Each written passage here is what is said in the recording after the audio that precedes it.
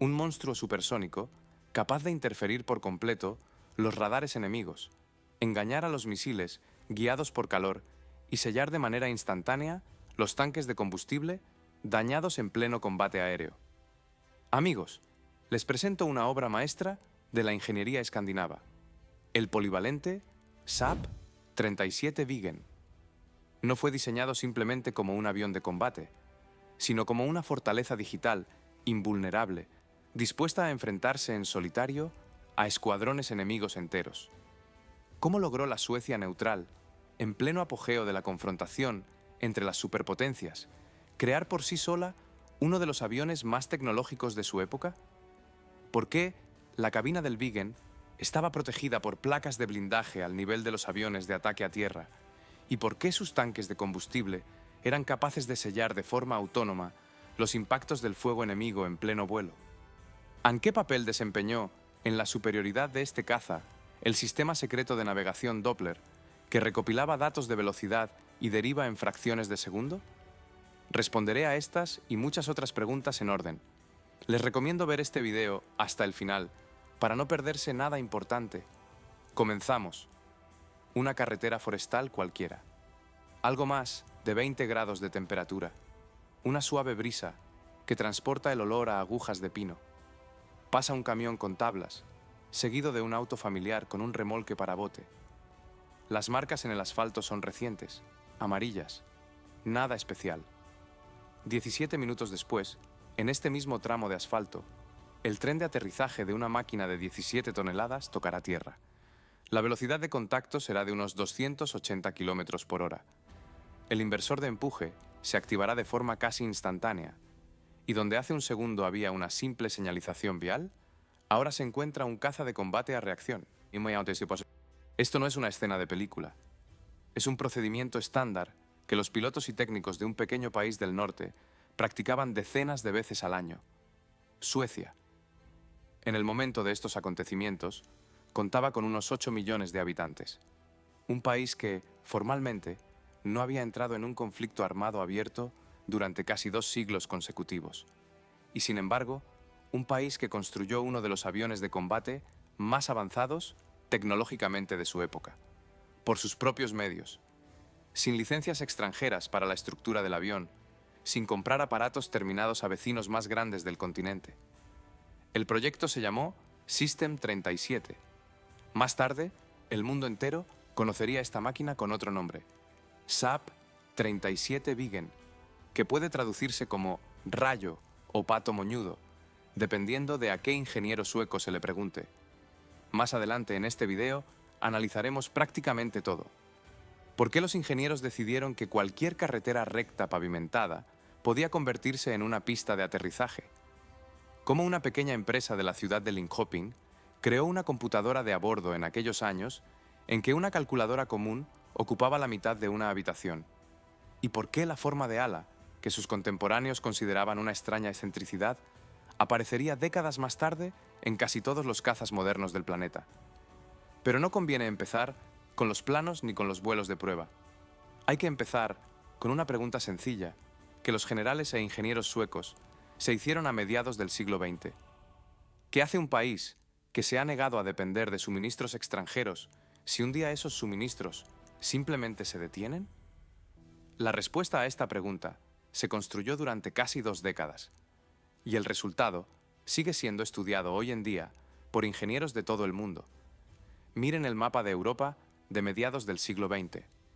El continente está dividido en 2 bloques. Cada uno tiene sus alianzas, sus garantías de protección, sus suministros de equipos, y en algún lugar en el medio, un pequeño país escandinavo que se negó a unirse a ninguno de los bloques. Suecia eligió el camino de la neutralidad armada. Suena sencillo. En la práctica, significaba una cosa muy dura: ninguna garantía de ayuda externa, ninguna obligación de los vecinos de acudir al rescate en caso de amenaza. Imaginen por un segundo lo que es diseñar la estrategia de defensa de todo un país sabiendo que solo se puede confiar en uno mismo. Los estrategas suecos se hicieron una pregunta sencilla: ¿qué pasará si un día los suministros de tecnología aeronáutica del exterior simplemente cesan? Los motivos no importan.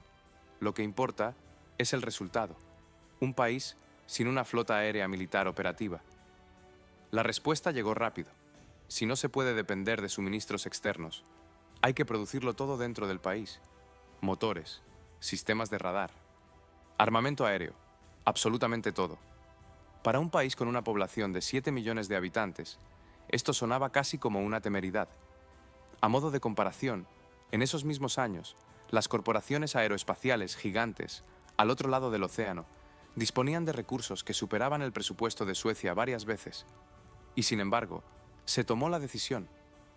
La empresa Saab, conocida hasta entonces por sus modestos desarrollos civiles y militares, recibió una tarea de importancia estatal: crear no solo un avión, sino un sistema de defensa aérea nacional completamente independiente, desde cero. Pocos años después, de las salas de diseño de la pequeña ciudad de Linköping, saldría un proyecto que desconcertaría a los ingenieros de aviación de todo el mundo.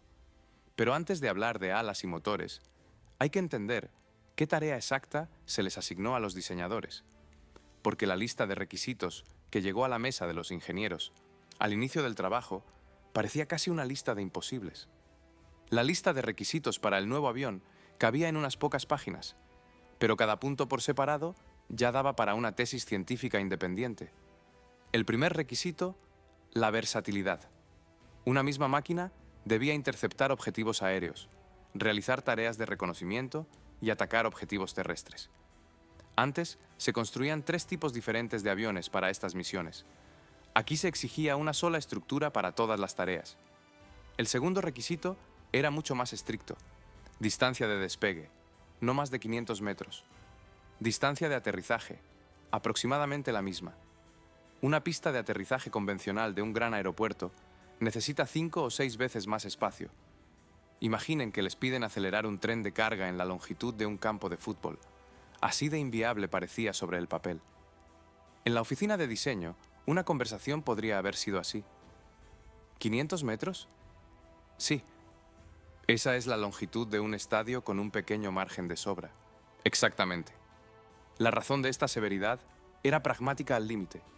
Los grandes aeródromos son fáciles de detectar y de inhabilitar con un primer ataque. Por lo tanto, había que de forma definitiva eliminar la dependencia de tales bases.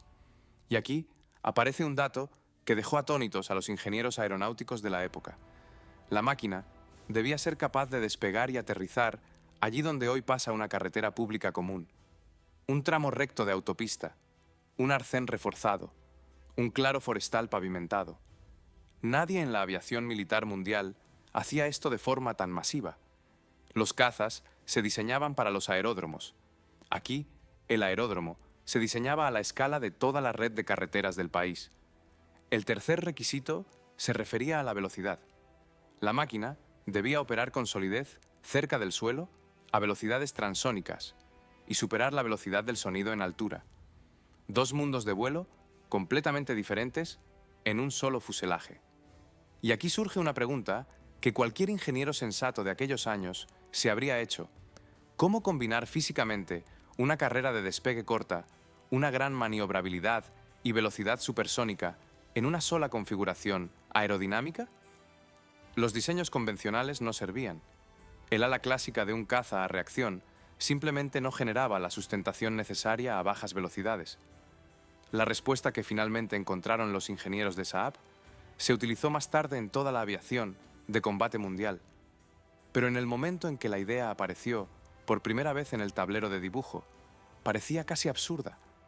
Imaginen una mesa de dibujo en Linköping. Un lápiz toca el papel y aparece una silueta que no encajaba en ningún manual de aerodinámica de la época.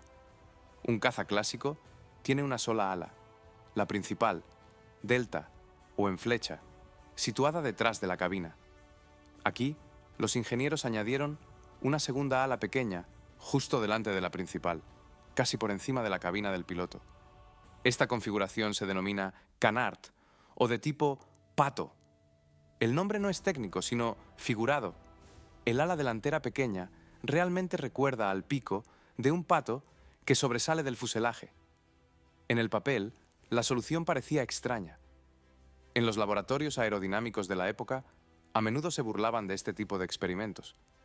Pero detrás de esta rareza había una fría lógica de ingeniería. El ala delantera creaba un flujo de aire turbulento adicional que envolvía el ala principal y aumentaba drásticamente la sustentación precisamente a bajas velocidades, justo donde se necesitaba para un aterrizaje corto. En palabras sencillas, el ala delantera funciona como un trampolín para el flujo de aire, impulsándolo literalmente hacia el ala principal en el momento adecuado. Fue precisamente este diseño el que permitió a Saab cumplir el requisito casi irreal de los 500 metros de carrera de despegue. Sin él, toda la idea del despliegue en carreteras habría quedado en una simple ilustración atractiva en un informe. Y aquí conviene detenerse en un detalle que hoy resulta divertido. A los ingenieros que idearon este diseño en los años 60 se les llamaba excéntricos.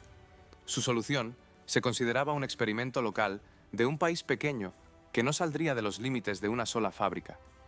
Poco tiempo después, la misma configuración Canard aparecería en los cazas europeos y asiáticos de las siguientes generaciones. Lo que parecía una excentricidad de una sola empresa escandinava se convirtió en el estándar mundial para las máquinas de combate supermaniobrables. Pero a finales de los 60, ese reconocimiento aún estaba lejos. Los ingenieros se enfrentaban al siguiente problema. El ala por sí sola no vuela. Se necesitaba un motor capaz de arrastrar esta estructura de 17 toneladas, tanto a baja velocidad cerca del suelo como a velocidad supersónica. Y aquí, los diseñadores suecos tomaron una decisión que a muchos dentro del país les pareció una traición a la idea original de independencia absoluta. El ala estaba lista, la forma encontrada, pero un ala por sí sola no vuela. Necesita un corazón capaz de elevar 17 toneladas de metal desde el suelo al cielo en cuestión de segundos. Y aquí es donde los ingenieros suecos se enfrentaron a una decisión que generó polémica incluso dentro de su propia oficina de diseño. Desarrollar un motor a reacción completamente nuevo desde cero lleva años, a veces una década. El programa System 37 no disponía de ese margen de tiempo. La dirección de Saab tomó una decisión que provocó debates internos. ¿Construiremos el motor con nuestras propias manos? No hay tiempo. Tomaremos una base estadounidense ya probada. ¿Y qué pasa con la idea de la independencia total? La idea se mantendrá. Simplemente habrá un corazón extranjero en el interior, modificado por nosotros. Se tomó como base el motor Pratt y Whitney JT8D, que para entonces ya funcionaba con éxito en aviones comerciales de pasajeros en todo el mundo. Los ingenieros suecos lo rediseñaron por completo para soportar cargas militares.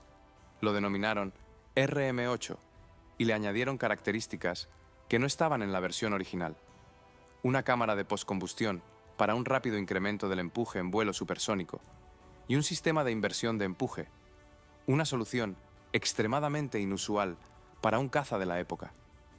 Imaginen por un segundo un avión de pasajeros convencional que activa la reversa al aterrizar para frenar más rápido en la pista. Ahora imaginen esa misma tecnología en un avión de combate que aterriza en un tramo corto de carretera entre pinos. Fue precisamente el inversor de empuje lo que permitía al Viggen detenerse en una distancia que para la mayoría de los cazas de la época era sencillamente imposible. Surgió un panorama curioso. Un país que se había fijado como objetivo la independencia total de los suministros extranjeros, acabó utilizando un motor estadounidense como base, pero lo tomó y lo modificó hasta dejarlo irreconocible. El resultado final tenía poco en común con el original, salvo la arquitectura general. La potencia aumentó, se añadieron nuevos modos de funcionamiento y se modificó todo el sistema de control de empuje. Aquí se manifestó un rasgo importante de la escuela de ingeniería sueca. El pragmatismo es más importante que el orgullo. No tiene sentido reinventar la rueda cuando se puede tomar una buena base y perfeccionarla. El motor estaba listo, el ala estaba lista. Pero un avión capaz de resolver 3 misiones de combate diferentes con una sola estructura requería algo más. Requería un cerebro. Y lo que los ingenieros de Saab colocaron en la cabina del piloto se adelantó una década a su tiempo, principios de los años 70. En la mayor parte del mundo, las computadoras ocupan salas enteras, atendidas por equipos de ingenieros con batas blancas. Los cálculos más sencillos requieren gabinetes con válvulas de vacío y bobinas de cinta magnética. Mientras tanto, en la cabina del caza sueco ya se encuentra una computadora digital del tamaño de un maletín pequeño. Esta computadora de a bordo se llamaba Saab CK-37. No era un simple complemento en el panel de instrumentos. Era el centro de control de todo el sistema de combate del avión. La computadora recopilaba datos de varias fuentes simultáneamente: del radar de exploración frontal, del sistema de navegación y de los sensores de velocidad, altitud y ángulo de ataque. Procesaba todo esto en tiempo real y presentaba al piloto soluciones listas en lugar de cifras brutas. Imaginen la diferencia entre una persona que resuelve mentalmente un problema complejo bajo la presión del tiempo y otra que dispone de la respuesta ya calculada en una pantalla en fracciones de segundo. Esa fue exactamente la ventaja que obtuvo el piloto del Viggen en comparación con los aviadores de la mayoría de los demás países de la época. El radar de exploración frontal se llamaba Ericsson PS-37-A. Operaba en la banda X y utilizaba una señal monopulso, una tecnología que permitía determinar con mayor precisión la posición del objetivo incluso durante sus maniobras. También destaca el sistema de navegación basado en el radar Doppler Decca Type 72. Calculaba en tiempo real la velocidad respecto al suelo y el ángulo de deriva por el viento, parámetros sin los cuales la navegación precisa sobre bosques o el mar se convierte en mera adivinación. Y quizás el elemento más importante de la cabina, la pantalla de visualización frontal, conocida como HUD. Antes de la aparición de esta tecnología, el piloto tenía que bajar constantemente la mirada hacia el panel de instrumentos, perdiendo de vista el cielo que tenía delante durante fracciones de segundo. En combate, esas décimas de segundo solían decidir el resultado de la batalla. Con el HUD, la velocidad, la altitud y los datos de puntería aparecían directamente ante los ojos del piloto, superpuestos sobre la imagen real del cielo a través del cristal de la cabina. Ya no era necesario apartar la mirada de lo que ocurría fuera. Para los pilotos de muchos otros países, un sistema similar no sería habitual hasta años después. En la cabina del caza sueco estuvo presente desde el inicio de su vida operativa, pero toda esta electrónica y potencia de cálculo solo resolvían la mitad del problema. Un cerebro brillante sin una protección física fiable no sobreviviría mucho tiempo en condiciones de combate reales. Y aquí, los diseñadores de Saab dotaron a la máquina de un conjunto de sistemas que la transformaban en algo parecido a un organismo vivo con un instinto de autoconservación integrado en el metal y la electrónica. La electrónica inteligente resuelve la mitad de la supervivencia en el aire.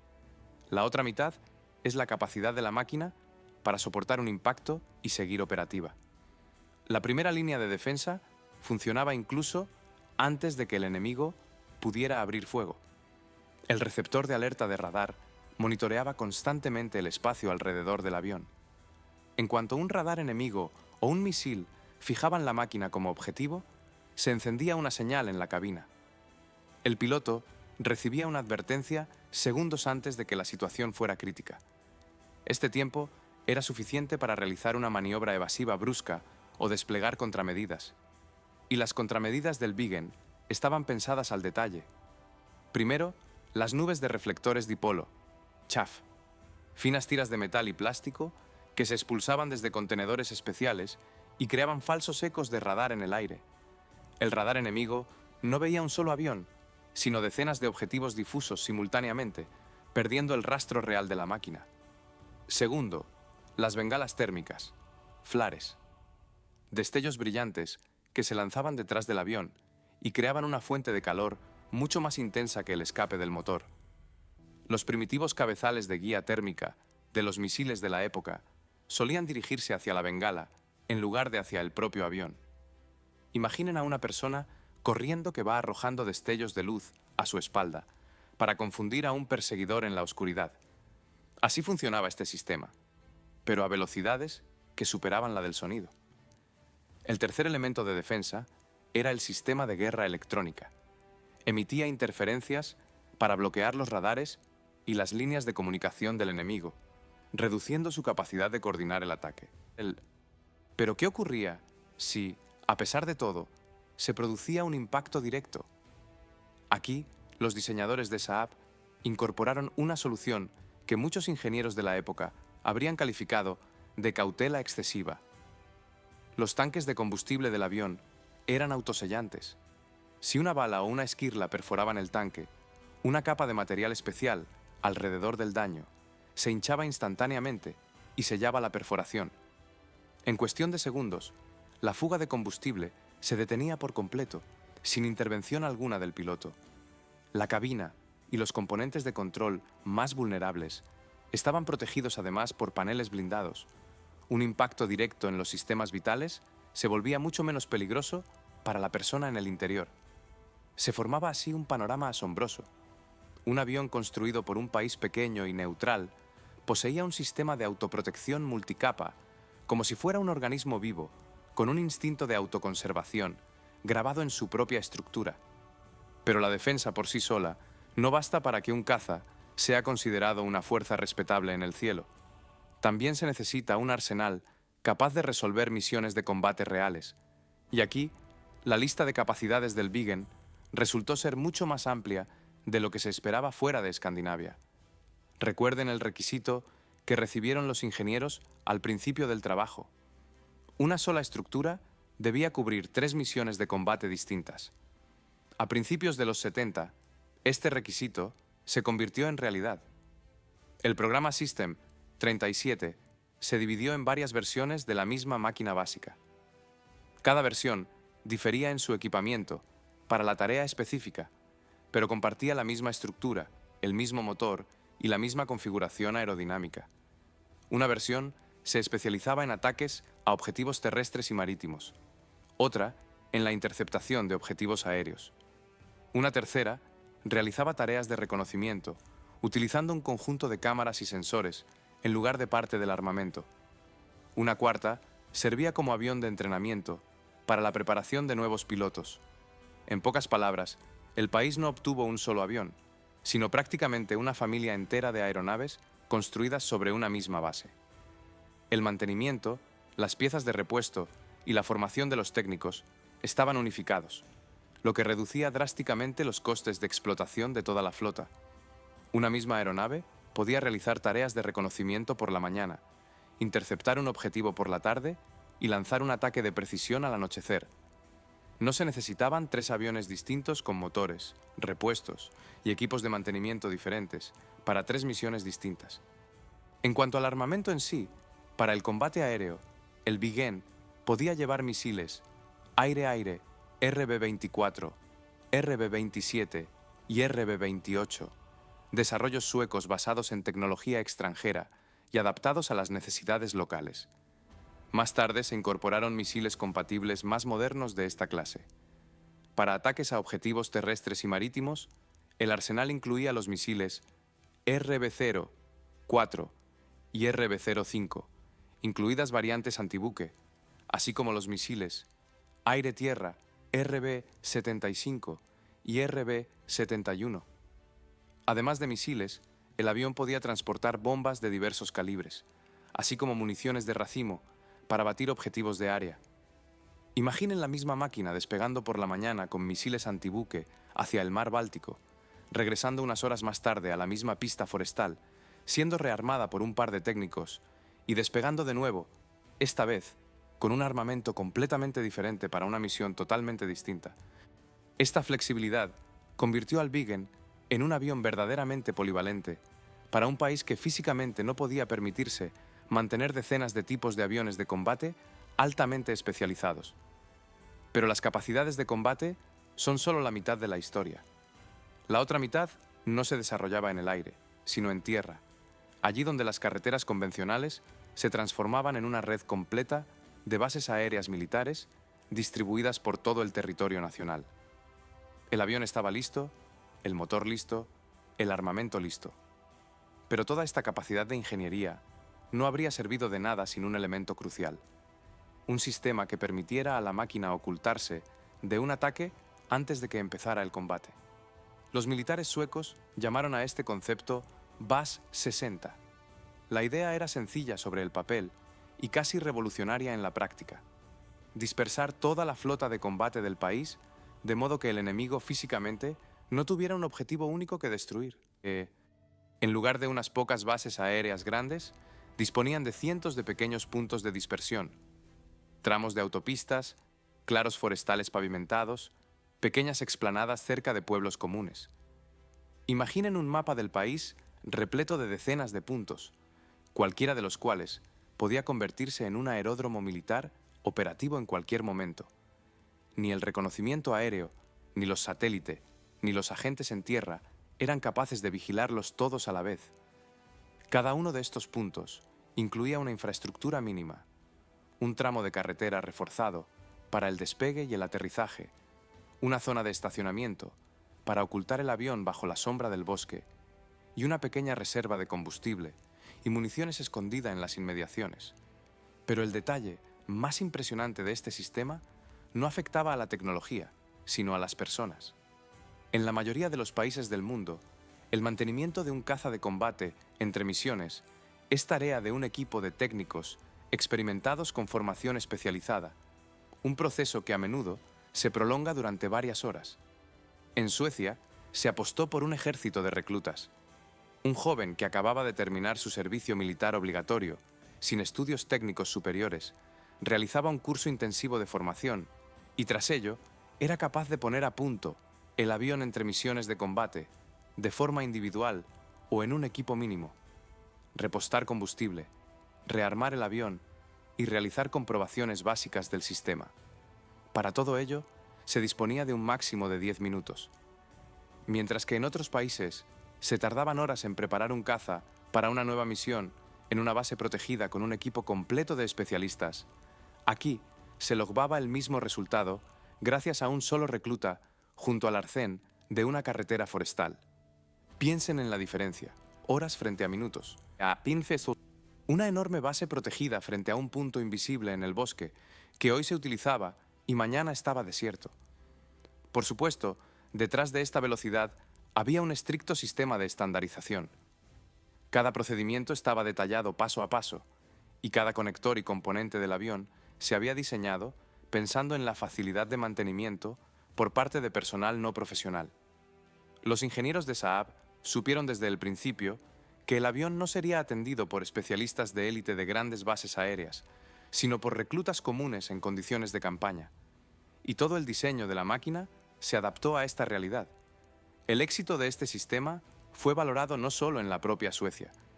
Especialistas militares de todo el mundo estudiaron durante años el concepto VAS 60 como uno de los ejemplos más eficaces de defensa aérea pasiva. Pero este sorprendente sistema de dispersión tenía un límite natural: el tiempo. Ninguna máquina de combate dura para siempre. Y para el Viggen también llegó el momento de hacer balance de sus largos años de servicio. Las primeras unidades de serie entraron en servicio a principios de los años 70. Desde ese momento, y casi hasta finales de los 90, el Viggen se mantuvo como el pilar fundamental de la Fuerza Aérea Sueca. Casi 3 décadas de servicio ininterrumpido. Para un avión de combate es un periodo de tiempo enorme. La mayoría de los aviones de combate de esa generación se retiraban del servicio mucho antes, dejando paso a desarrollos más recientes. En total, se construyeron 329 unidades de todas las modificaciones. La cifra puede parecer modesta en comparación con los miles de cazas fabricados por las grandes potencias militares de la época, pero para un país de unos pocos millones de habitantes fue un proyecto de dimensiones colosales. A lo largo de sus años de servicio, el avión fue modernizado en repetidas ocasiones. Se actualizó la aviónica, se instalaron nuevos radares y se amplió la gama de armamento compatible. Una máquina diseñada en los años 60 seguía siendo una unidad de combate técnicamente vigente en los años 90. Imaginen un automóvil fabricado hace 30 años que todavía es capaz de competir, en igualdad de condiciones, con los modelos nuevos, gracias a la actualización inteligente de sus componentes internos. Así se comportó este avión durante casi toda su carrera. Gradualmente, Hacia finales de los 90 y principios de los 2000, el Viggen comenzó a ceder su lugar a la siguiente generación de cazas suecos, una aeronave más ligera y aún más polivalente, construida ya con toda la experiencia acumulada durante décadas de operación de su predecesor. Pero la retirada de un avión de combate rara vez significa su desaparición total. Muchos de los ejemplares conservados del Viggen pueden verse hoy en día en las salas de museos de aviación de todo el mundo.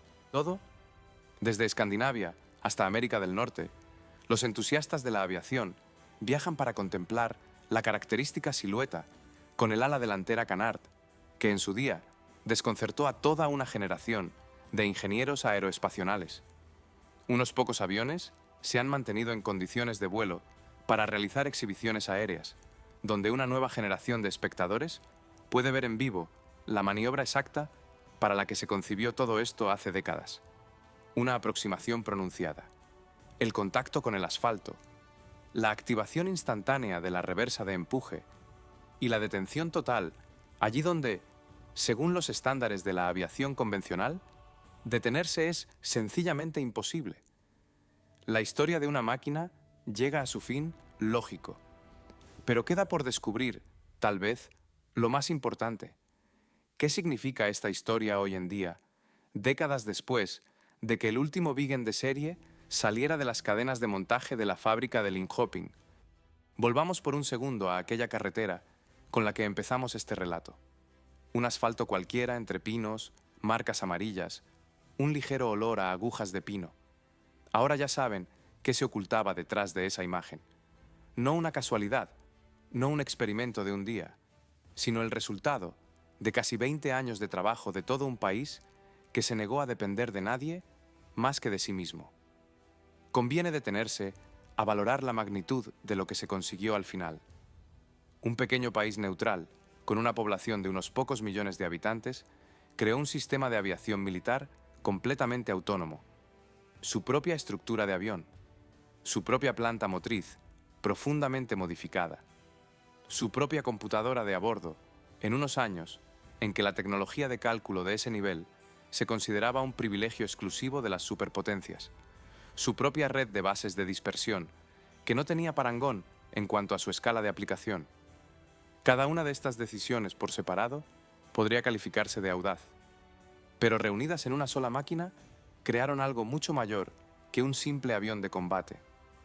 La configuración de ala canard, que en los años 60 se consideraba una excentricidad de una pequeña empresa escandinava, está hoy en servicio en las principales potencias de aviación del planeta. Los ingenieros que eran considerados excéntricos en sus mesas de dibujo de Linköping se adelantaron décadas a la corriente principal del pensamiento aeroespacial mundial. Imaginen por un segundo cuántas soluciones tecnológicas modernas comenzaron exactamente así, con una idea que la mayor parte del sector consideró absurda al principio. Esta historia también encierra una lección que va mucho más allá de la aviación.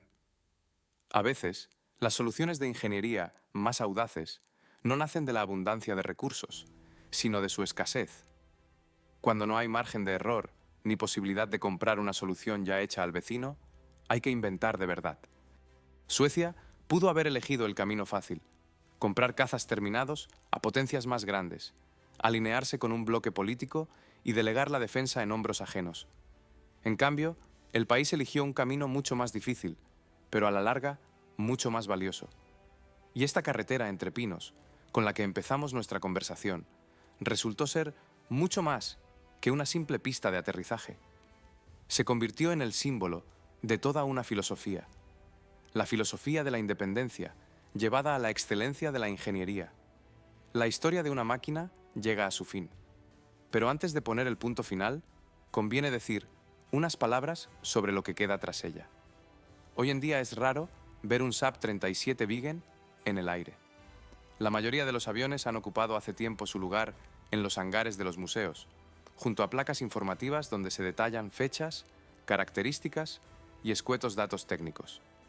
Pero detrás de estas frías cifras se esconde algo mucho más importante que una simple lista de logros técnicos. Esta máquina demostró una cosa sencilla: el tamaño de un país no define la escala de su capacidad de ingeniería. La limitación de recursos no impide crear algo extraordinario, sino que obliga a buscar soluciones más elegantes. La forma del ala, que consideraron una excentricidad. Un motor tomado como base de otro país y perfeccionado con las propias manos. Una computadora adelantada una década a su tiempo. Carreteras convertidas en pistas de aterrizaje. Reclutas capaces de poner a punto un avión de combate más rápido que los equipos profesionales de las grandes potencias. Cada una de estas soluciones nació de una pregunta sencilla que los ingenieros y militares suecos se hicieron un día. ¿Qué hacer cuando solo se puede confiar en uno mismo? La respuesta a esta pregunta voló en los cielos de Escandinavia durante casi 30 años. Si algún día se encuentran en una carretera forestal cualquiera y observan en el asfalto marcas viales adicionales poco comunes o un arcén reforzado algo más ancho de lo habitual, recuerden esta historia. Quizás no estén ante una carretera común. Quizás, en su día, un rayo aterrizó allí. Muchas gracias por ver este video y hasta pronto.